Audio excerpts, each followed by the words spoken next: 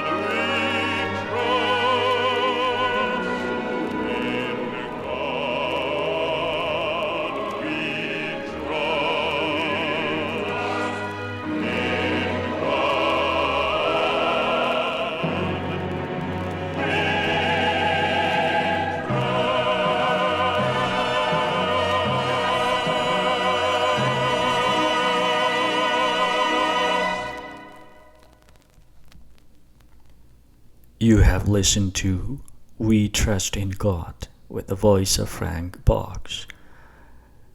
Next, we will read today's main text, 2 Chronicles chapter 5, verses 11 to 14.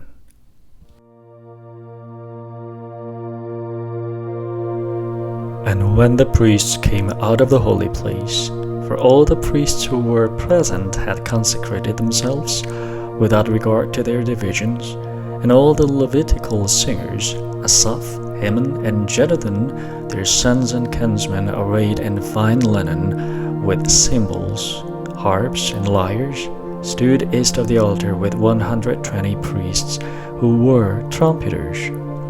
And it was the duty of the trumpeters and the singers to make themselves heard in unison in praise and thanksgiving to the Lord. And when the song was raised, with trumpets and cymbals and other musical instruments, in praise to the Lord. For he is good, for his steadfast love endures forever. The house of the Lord, was filled with a cloud, so that the priests could not stand to minister because of the cloud. For the glory of the Lord filled the house of God.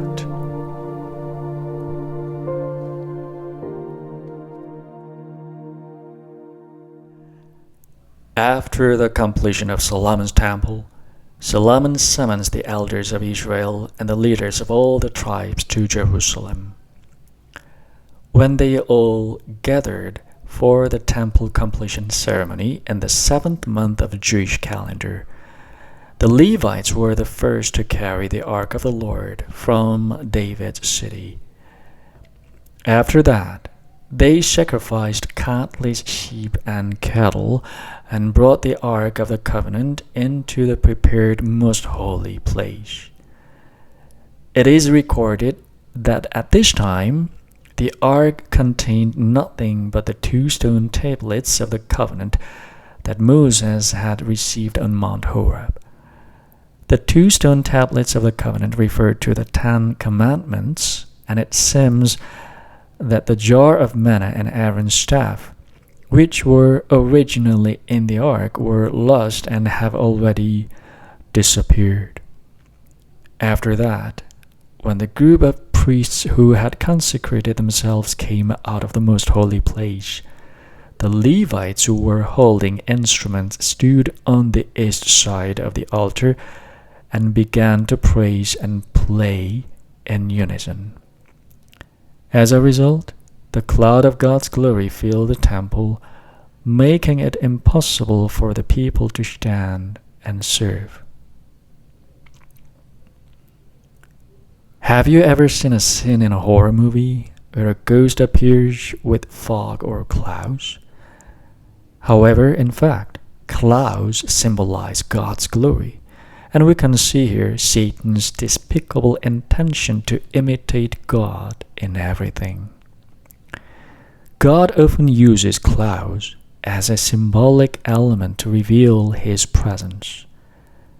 This can be interpreted as a means for him to conceal himself, as no one could survive seeing the radiance of his glorious splendor. The cloud that filled the temple built by Solomon, therefore, signifies that God's presence filled the temple.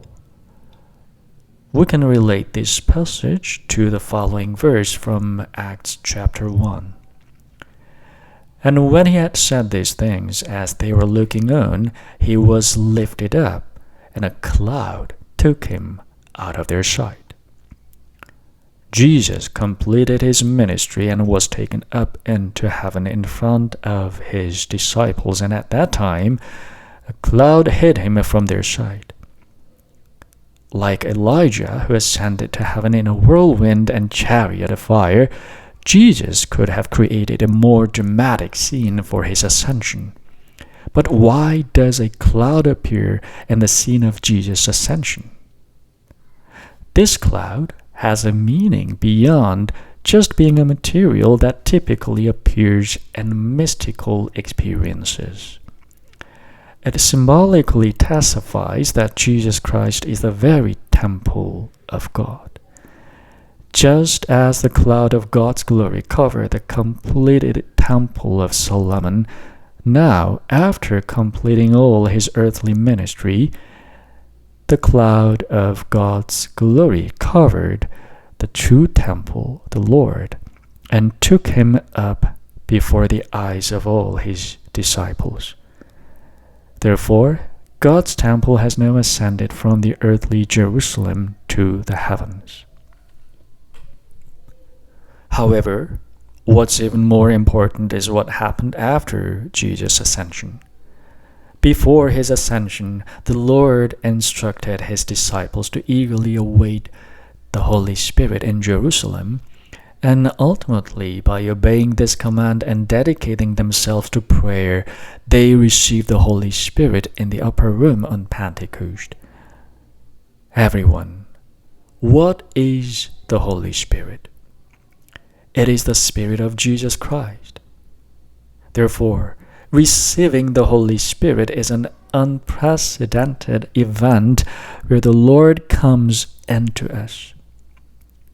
However, Jesus Christ, by becoming the temple of God, means that this event In other words, the holy temple of God that was taken up into heaven comes down to the believers who trust in Him, enters into them, and ultimately His disciples are also built up together as the heavenly temple.